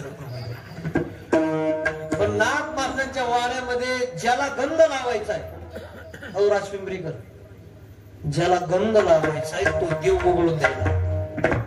कळते माझी भाषा? ज्याला गंध लावायचा आहे तो उघडून द्यायला. याच्यापेक्षा पुढे सांगतो. आता वॉशिंग मशीन आली. नाथ महाराजांच्या वाड्यामध्ये कपडे धुवायला लागायचे. मग कपडे धुवायला कोण? श्रीखंड्या. कपडे घ्यायचं सगळे गोदावरीला धुवायला कपडे. याच्यापेक्षा पुढे सांगू का? दत्त चोपदारी करीत असे. आता आपल्या कीर्तनाला चोपदार आहे, तसं दत्त महाराज चोपदारी करायला आले दत्त जयंतीचं. किती नाथ महाराजांचा वैभव असेल. श्रीमंत आणि पुन्हा नाथ महाराज संत. बरेचसे माणसं शांत असतील पण श्रीमंत नसतात. काही माणसं श्रीमंत असतात, शांत नसतात. काही शांतही असतात, श्रीमंतही असतात, पण 3 नंबर संत नसतात. नाथ महाराज शांत, श्रीमंत आणि संत. आणि तेच नाथ महाराज एके शिष्टीला गेले. संतांना मारावं लागत नाही, कसं सांगतो तुम्हाला. संपूर्ण गावात बोबाटा. नाथ महाराज गेले, त्यांच्या मुलाचं नाव हरिपंडित आमचे बाबा गेले. पाहुणे मंडळी, ब्राह्मण मंडळी गोळा झाली. नाथ महाराजांची प्रेतयात्रा, अंत्ययात्रा सुरू झाली. रामबोलो रामबोलो रामबोलो रामबोलो सगळे राम राम म्हणत होते. खांडेकरी राम राम म्हणत होते. पहिल्या खांडेकरी दुसऱ्या खांडेकरी चिमटा घेतला. विष्णू पंत, दुसऱ्या तिसऱ्याला केशव पंत, तिसऱ्या चौथ्याला माधव पंत. म्हणले काय झालं? अहो पाहणं म्हणले, काय तुम्हाला कळतं का? जन्मभर या नाथ महाराजानं कधी आपल्याला चेहरी घातला नाही, राम राम घातला नाही, गाढवाला पाणी पाजलं, बाप दादी जीव घातले, पण आपल्याच खांद्यात जाण्याचा मान आपल्याला या महाराजाला भेटला का नाही? पण नाथ महाराजांचा अधिकार एवढा होता की नाथ महाराजवर ताटीवर उठून बसले, वरूनच आवाज दिला, पंत ठेवा खाली. पंताच्या मांडाची ठेठ म्हणायला खंडेन ताप संगत झाला. डायरेक्ट पॉझिटिव्ह झाला. ते मला भूत आहे काय? म्हणजे मी भूत नाही, मी नाथ महाराज. तुझ्याच खांद्यावर जावा म्हणून काही मान नाही.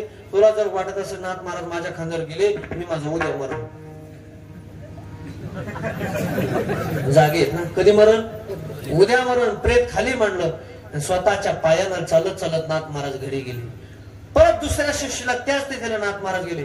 संपूर्ण गावात बोबाटा. नाथ महाराज गेले, नाथ महाराज गेले, त्यांचा मुलगा हरिपंडित आमचे बाबा गेले. पाहुणे मंडळी, ब्राह्मण मंडळी गोळ झाली. नाथ महाराजांची अंत येतात, प्रेत येतात, आता सुरू करायची. आणि आपली जशी भजनी मंडळी तशी एकत्रित आले आणि खांदे करायला सांगितलं, बघा आता नाथ महाराजांची प्रेत सुरू करायची, पण एक शब्द तुम्ही तोंडातून काढायचा आहे. म्हणजे का? म्हणजे तुम्ही बोलले की तेव्हा महाराज उठत म्हणजे नाही बोलणार. पुन्हा प्रेत सुरू झाली. राम बोलो राम बोलो राम बोलो राम बोलो, सगळे राम राम म्हणतात. खांदेकरी बोलत नाहीत, कारण त्यांना माहिती आपण बोललो हे महाराज उठत आहेत, आता बोलायचं नाही. पण त्या पैठण गावाजवळ एक आई वेशीच्या जवळ आपल्या एकुलत्या एकुणीला पहिल्याच मुलाला सासरी पाठवत होती. त्यामुळेच आपलं चालू होतं टाटा बाय बाय, आजच्या काळात सीयू. पण तेवढ्यात अपशकुन झाला. नाथ महाराजांची प्रेत यात्रा तिथं आली आणि ती बाई बोलली, बाई माझी सोन्यासारखी लेक पहिल्याच मुलाला सासरी निघाली आणि महाराजाला आजच टाइम सापडला होय मरायला. तो आवाज नाथ महाराजांनी ऐकला ना वरूनच आवाज दिला, पंत ते म्हणे मी बोललोच नाही रो. ते म्हणले तू नाही बोलला पण ती बाई बोलली. माझ्या मरण्यानं जर तिच्या मुलीला अपशकुन होत असेल तर मी माझं उद्या मरण. किती वेळा झालं? किती वेळा झालं? 2 वेळा झालं. परत तिसऱ्या श्रेष्ठीला नाथ महाराज गेले, पण असे गेले नाही, स्वतःला गोदावरी गंगेमध्ये जल समर्पित केलं. म्हणून काल माऊलीत निळोबायांचा संजीवनी समाधी सोहळा आळंदीला झाला. तुकोबारायांचा वैकुंठ गमन सोहळा देहूमध्ये करतो.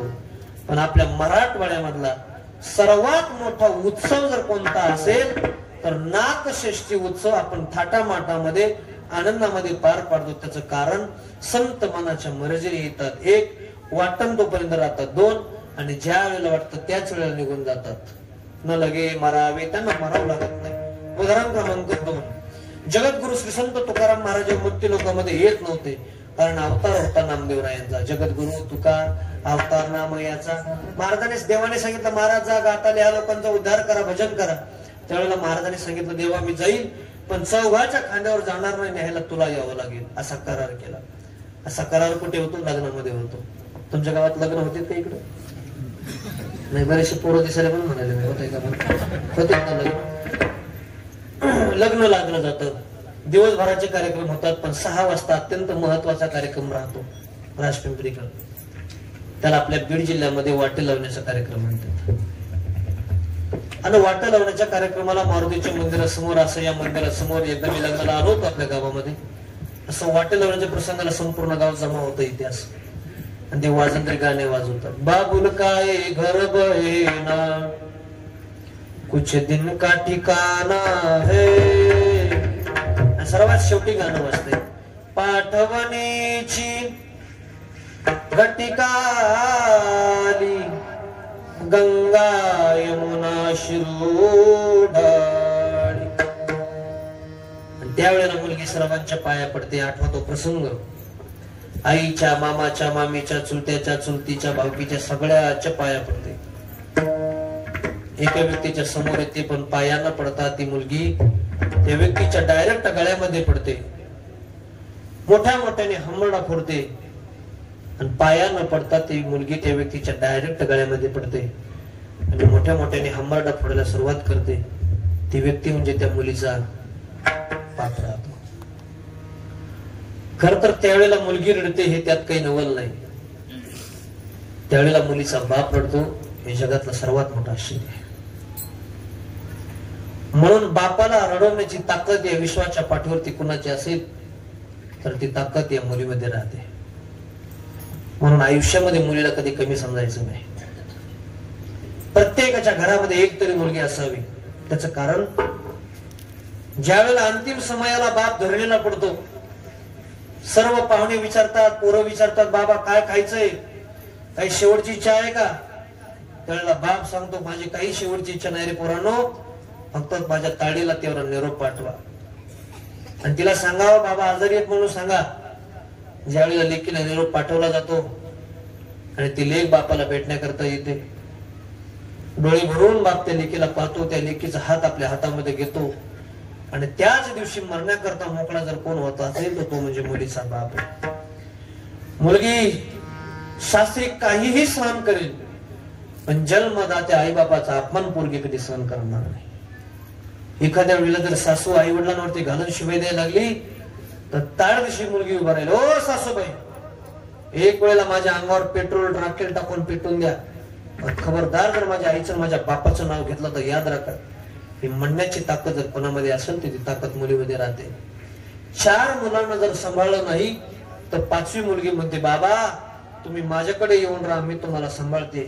म्हणण्याची ताकद जर कोणाची असेल ती ताकद या मुलीमध्ये राहते. म्हणून आयुष्यामध्ये मुलीला कधी कमी सांगायचं नाही. आज आपल्या कीर्तनामध्ये ज्यांना ज्यांना मुली आहेत तुम्ही फार भाग्यवान आहात की तुम्ही मुलीचे बाप आहात. आज आपल्या कीर्तनात ज्यांना ज्यांना मुली आहेत, मुलीसाठी सर्वांनी एकदा जोरदार टाळ्या वाजवा. ज्यांना मुली त्यांनीच टाळ्या वाजवल्या बरं काय, बाकीचे नसते आपल्या अशा हातावर सर तुम्हाला मुलगी आहे? भाग्यवान. सोनार साहेब पोरगी आहे का तुम्हाला? वा. राजेंद्रजी तुम्हाला आहे का मुलगी? भाग्यवान. चार. वा वा, क्या बात. नारायणराव बहीण आहे का तुम्हाला? मुलगी आहे का? नाही. आज मुलीवाले माणसं भाग्यवान आहेत. दादा तुम्हाला आहे का मुलगी? विलेकरी दादा? वा, भाग्यवान आहेत राव माणसं. प्रत्येकाला पोरगी पाहिजे महाराज. आणि महिला मंडळी मुलगी झाल्यावर नाराज व्हायचं नाही. काका तुमची मुलगी आज गावात दिलेली, मुलगी झाल्यावर नाराज व्हायचं नाही. तुम्हाला आहे ना? वा. नाराज व्हायचं नाही अजिबात. स्वाभिमानाने सांगायचं मला मुलगी झाली, मी मुलीची आई. पण मुलगी झाल्यावर सगळ्यात जास्त नाराज पण होत असेल तर ह्याच होते. आपण दवाखान्यात भेटायला जाऊ, काय झालं? तू कोण आहे ग?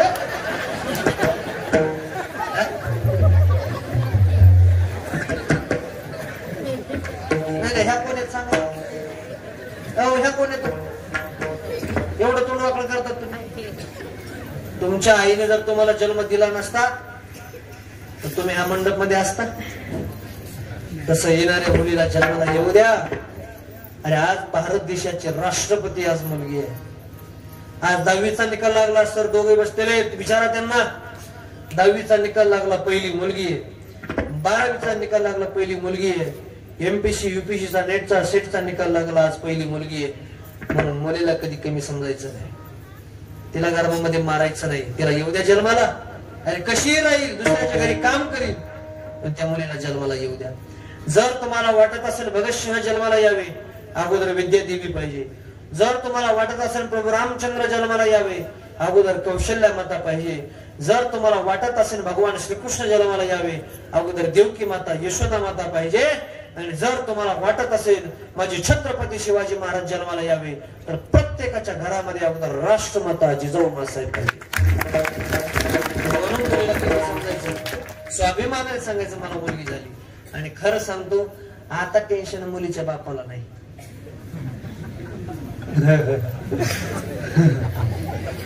आता टेन्शन कोणाच्या बापाला? कोणाच्या बापाला? मेले भाग्यवान समजतो स्वतःला. आपलं पटकन झालं म्हणून नाही अवघड झालं. आता एक काळ असा होता की मुलीच्या बापाची फार वाईट परिस्थिती होती, फार वाईट परिस्थिती. मुलीचा बाप गेला ना पोराच्या बापाकडे, राम राम काय विशेष? पोरीचा बाप म्हणायचं काय नाही, माझी मुलगी तुमच्या मुलाला द्यावी असं वाटतंय मला. पोराचा बाप शायनिंग आणायचं, तुम्ही कुठं आम्ही कुठं, आमचा उकंडा तर तुमचा प्रपंच, इतकी शायनिंग आणायची. पण आता चढ दिवस बदलून गेले. आता दिवस कोणाचे आलेत? पोरीच्या बापाचे. पोरीचा बाप पूजा करतोय आणि पोराचा बाप शेजारी येऊन बसतो. कधी वरकत आहे, कधी वरकत आहे, कधी वरकत आहे, कधी वरकत आहे, कधी वरकत आहे, कधी वरकत आहे, वाट बघत आहे. मग याची पूजा होती 15 मिनिटांनी. कोण काय होत आहे? काय नाही, तुमची पोरगी BHMS आहे, माझा पोरग चांगलं शिकलेलं आहे, मग मला असं वाटतंय माझ्या मुलाला तुमची मुलगी द्यावी. आणि मग ते बाप म्हणतोय मला तरी 2 वर्ष आणखी माझ्या पोरीचं लग्न नाही करायचं, पण तरी विचारतो माझ्या पोरीला तुला करायचंय का? म्हणून ते आवाज देते, ताडे अगं इकडी. पळतच ती पोरगी, काय बाबा अगं तुझं लग्न करायचं म्हणते. ते पाहुणे आले, ती म्हणते बाबा मला आणखी 4 वर्ष लग्नच नाही करायचे.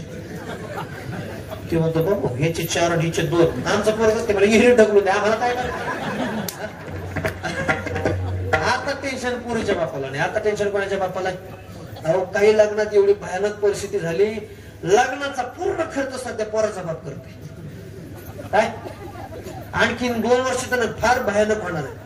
लग्नाचा पूर्ण खर्च पोराचा बाप करणार. मोठं VIP लग्न असणार, बेदरे लॉन्सला घेऊन राहिला. मोठं VIP तिकडे ताकडगाव रोडला आपले मोठे डॉक्टर आहेत का, त्यांच्या लॉन्स मध्ये लग्न असणार. लग्नाचा पूर्ण खर्च पोराचा बाप करणार. जेवायला भारी भारी पदार्थ असणार, मस्तपैकी पंचपक्वान्नाचं जेवण असणार. आणि मुलीचा बाप पंक्तीमधून फिरणार.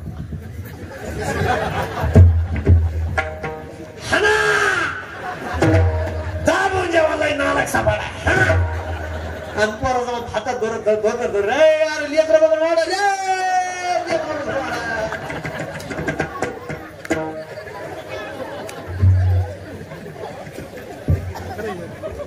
वाईट परिस्थिती आहे. म्हणून मुलीला जन्माला येऊ द्यायचं, तिला मारायचं नाही. आणि हे जे पोरं बसले समोर छोटले, मला मामा आहे का? मामा पोरगी आहे का? मामाचंच लग्न नाही. डायरेक्ट आता उन्हाळ्याच्या सुट्टीत मामाच्या गावाला जायचं, मामेला पलंगावर बसायचं, मामाला पलंगावर बसायचं, मामाला हळद लावायची, मामेला कुंकू लावायचं आणि एकच म्हणायचं, अरे हुंडा ना ग मामा फक्त. पण काय काय मामाचेच लग्न नाही, मामा तो सट्टा घे हिंडो आणि घे. आता टेन्शन तिच्या बापाला नाही, आता टेन्शन पोराच्या बापाला. म्हणून त्या मुलीला जन्माला येऊ. ती मुलगी बापाच्या गाड्यामध्ये पडते, मोठ्या मोठ्याने टावर पडते. जुन्या काळामध्ये पोरी जाताना रडायच्या.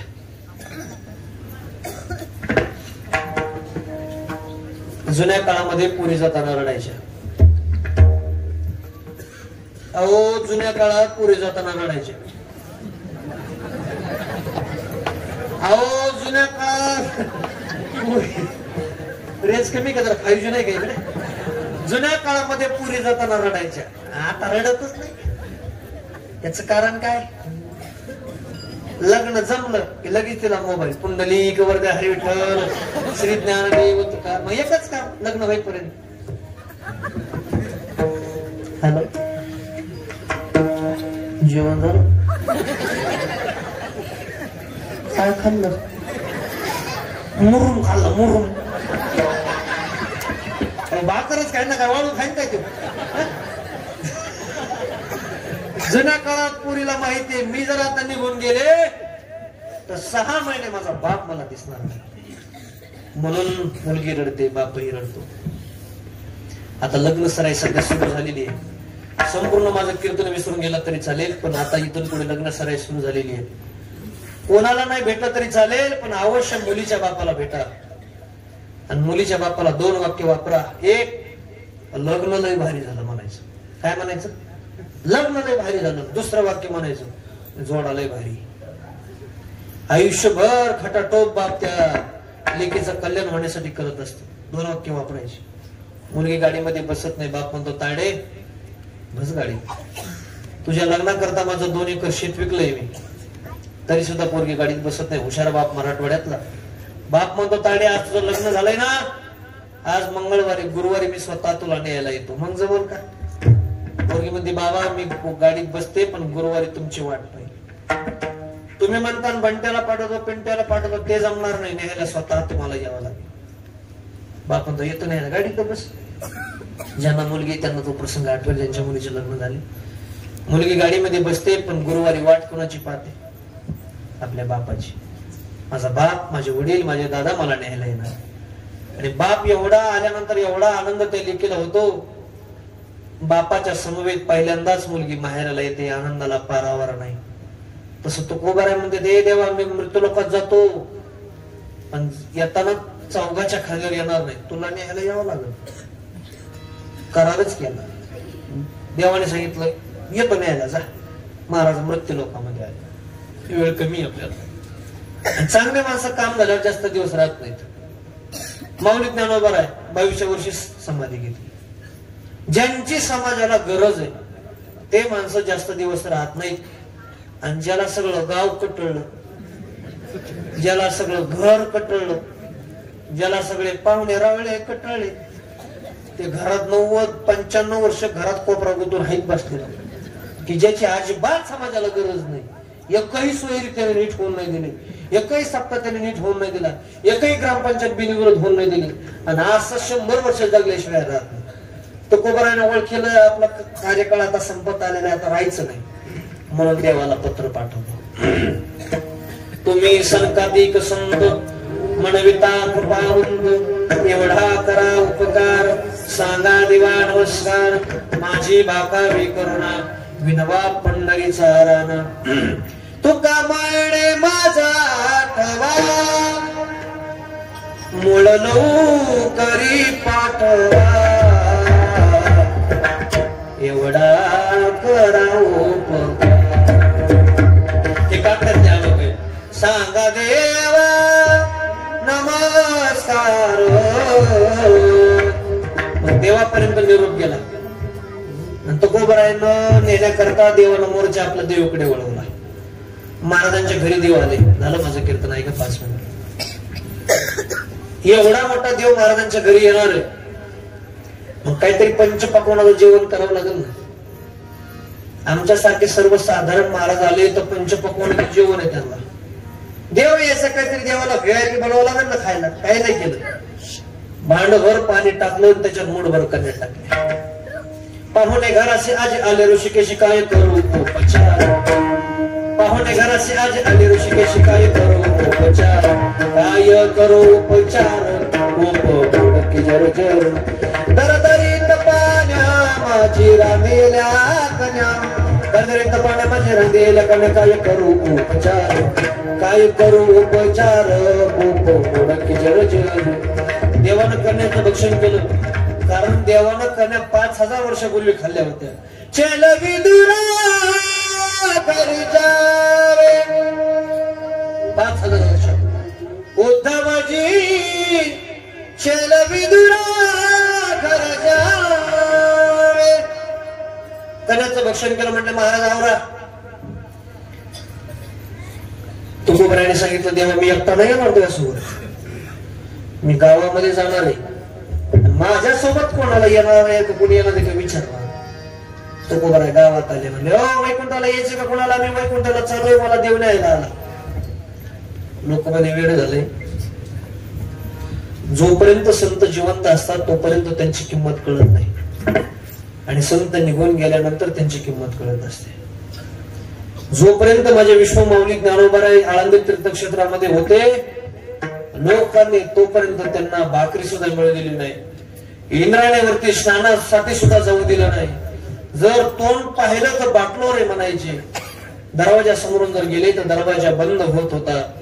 पण आज त्याच माझ्या माऊली ज्ञानोबरायांना पाहण्यासाठी 8-8 तास 10-10 तास बारीला उभं राहावं लागतंय. माऊलींना पाहण्यासाठी इंद्रायणीचं स्नान करावं लागतंय.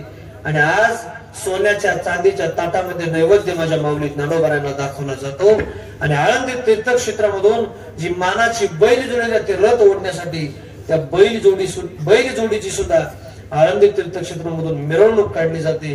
दरवाजावरून गेलं तर दरवाजा बंद होत होता, पण आज ज्ञानोबरांची पालखी आमच्या दरवाजा समोरून गेलीच पाहिजे म्हणून आज भांडणं येत.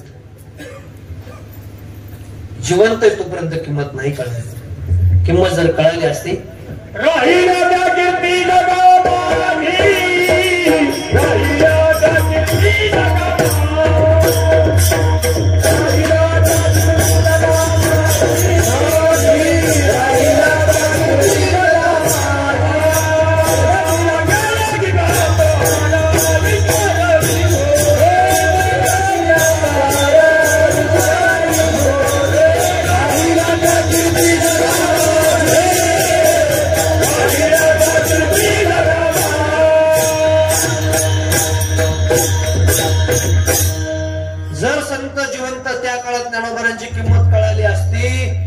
विसोबा चाटेंना त्रास दिला नसता.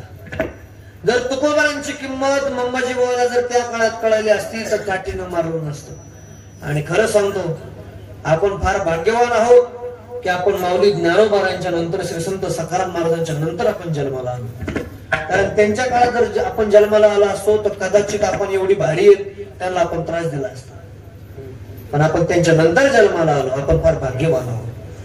तुकोबाराय म्हटले थांब देवा मी गावातून येतो. गावात आले. कुणाला वैकुंठाला यायचं का. लोक मला वेडा झाला म्हटले.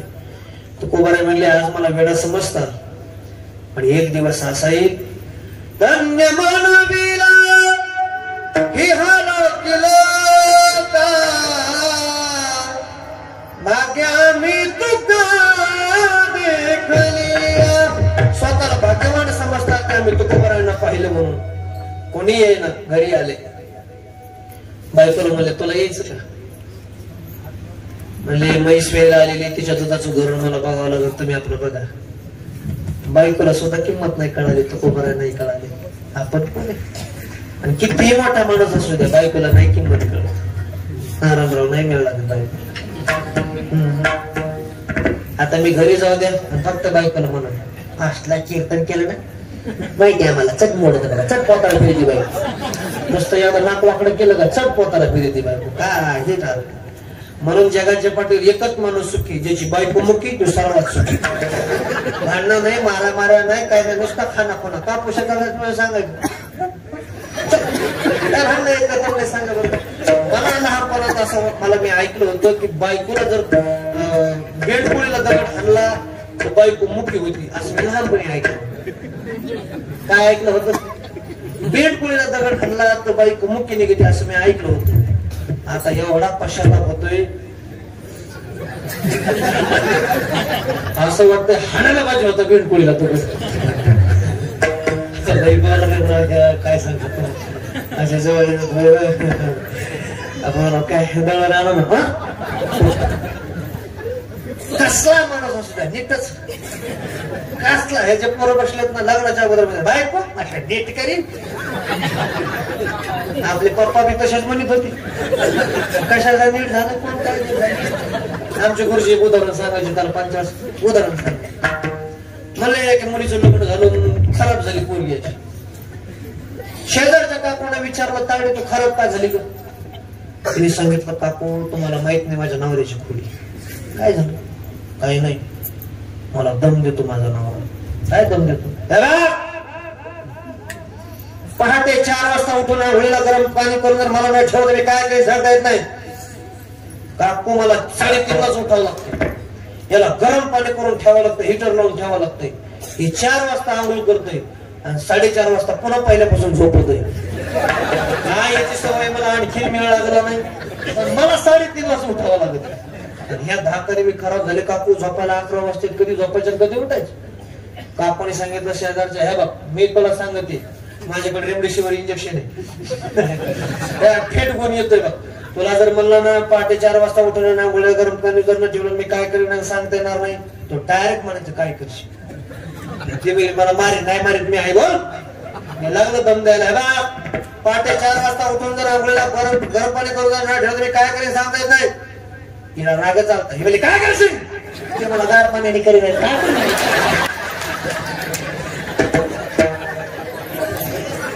याच्या तर कोणीच गार पाण्याने आंघोळी हात असतील, काही 100-50% हात. काही जण तर कॅनल, आमच्या गावाकडे कॅनल ट्रॅव्हल ते सगळंच असेल. घरी आले म्हणले तुला यायचं का? म्हणजे मला नाही यायचं. सगळ्या लोकांना हातच होते. येतो रे आता मी जातो.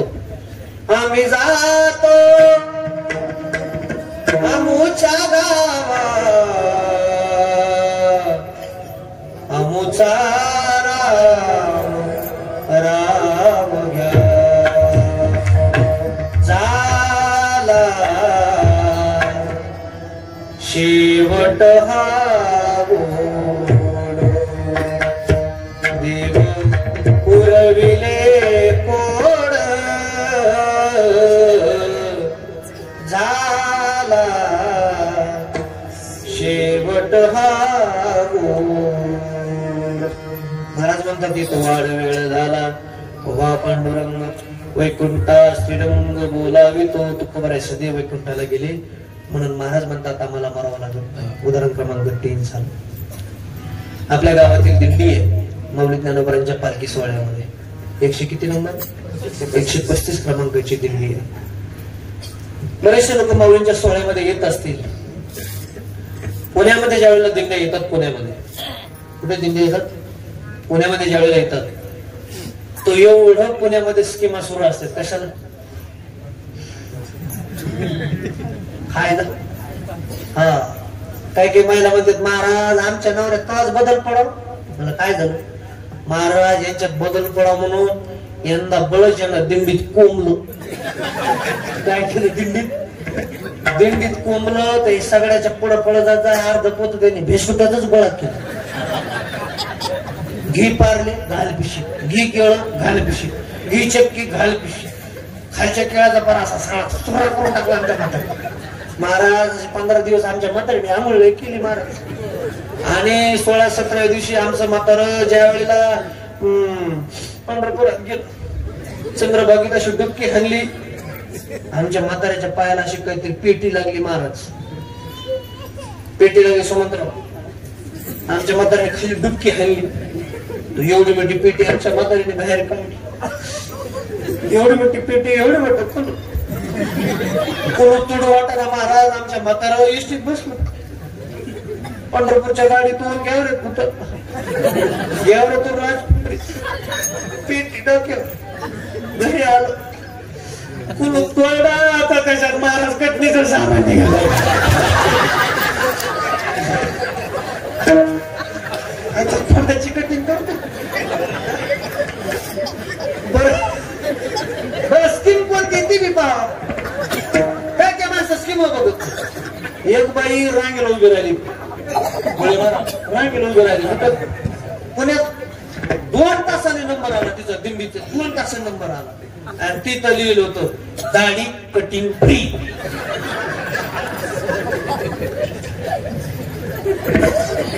किती वेळा नंबर आला तिथे काय दाढी कटिंग फ्री हे नंबर इकडे चला बाहेर म्हणून दिंडीत भजन केलं पाहिजे पुण्याच्या वेळेला दिंड्या जातात ना काय स्वागत करतात ते पुण्याचे लोक वा वा वा क्या बात आहे अरे जे माणसं पुण्याला आले नसतील दिंडीत आले नसतील आपल्या गावातले दिंडी भाग्यवान आहेत आपण दादांसारखे व्यक्तिमत्व आपल्या दिंडीत चालतात भाग्यवान आहेत प्रत्येक माणसानं एकदा तरी माऊलीच्या पालखी सोहळ्यामध्ये चला आणि एकदा का सोहळ्यामध्ये गेले 80 वर्षाचे म्हातारी माणसं सुद्धा माऊली माऊली म्हणून उड्या आणतात आता एक बाबाचं वय किती असेल 80 पर्यंत वय असेल तरी सुद्धा ज्ञानोबारांचं नाव घेतलं की सगळे लोक मस्त पावले काय खेळतील माऊली माऊली म्हणून भजन उड्या काय हलतील बघायचं का आपल्याकडे खेळायचं का पावले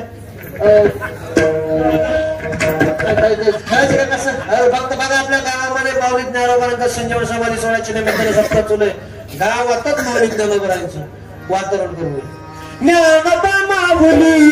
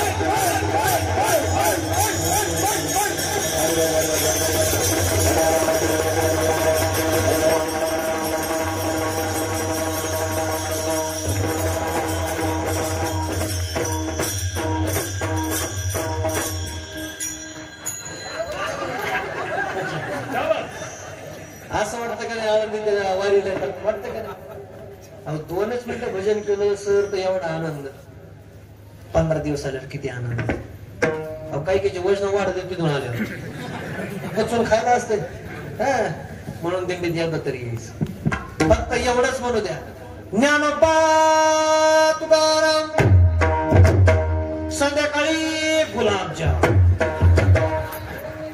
असतात का नाही जेवायला? अहो असतात का नाही? अहो पुण्यामध्ये आलात, दिल्लीमध्ये आलात, मुळे महाराज फक्त माळ पाहिली तरी जेवायला.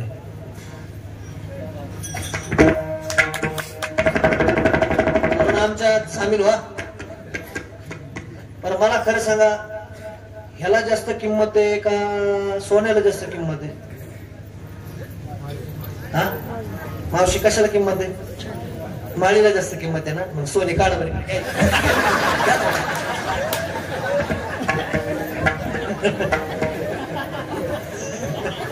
बाई म्हणते लईच मी याला महाराज बाई दादाने कुठे मानला बाई सोनं मागत. माळ पाहिली तरी जेवायला याच्यात काय नवलंय. लायकी नसताना लोक आमच्या पाया पडतात. आमची लायकी नसताना लोक आमच्या पाया पडतात. त्याच्यात काय नवलंय. पाटावरती उभं करतात, स्वतःच्या हातानं पाय धुतात आणि पदरानं पाय पुसतात आमची लायकी नसताना. म्हणून पाया पडून घेणारी माणसानं सुद्धा त्या एवढ्या लायकीत राहिलं पाहिजे. किती लोक आपल्याला मानतात.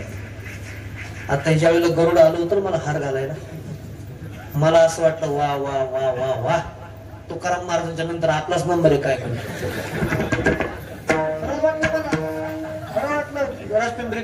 एवढं मस्त नियोजन आपण केलं. मला असं वाटलं वा तुकाराम महाराजांच्या नंतर आपलाच नंबर आहे की काय. इथपर्यंत आलं पुन्हा मागे गेलं. मी बी विचार केला चला तुकाराम महाराजांचा परमार्थ ओरिजिनल होता.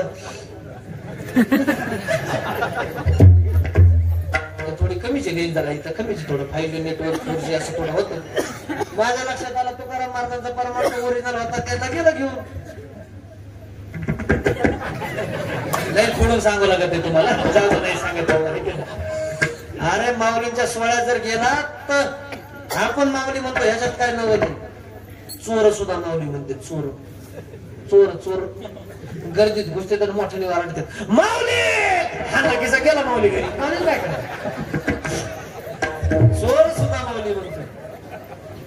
पण आज असं कोणी ऐकलं का आतापर्यंत? आमदार खासदार ज्ञानोबा तुकाराम आमदार खासदार ऐकलं कोणी नाही. अरे 750 वर्ष झाले माझ्या माऊली ज्ञानोबाला जाऊन. पण आजही राजपिंपरी गावामध्ये संजीवन समाधी सोहळा साजरा होतोय. 450 वर्ष झाले आजही माझ्या छत्रपती शिवरायांना जाऊन. पण आजही शिवजयंती आपल्या गावामध्ये साजरी होते. त्याचं कारण असं ते गेलेले मागाशी महाराजांनी प्रमाण केलं. गेले दिगंबर विश्वर विभूती राहिल्या त्या कीर्ती जगा माझी त्यांना मरावं लागत नाही. विठोबा रकुमारी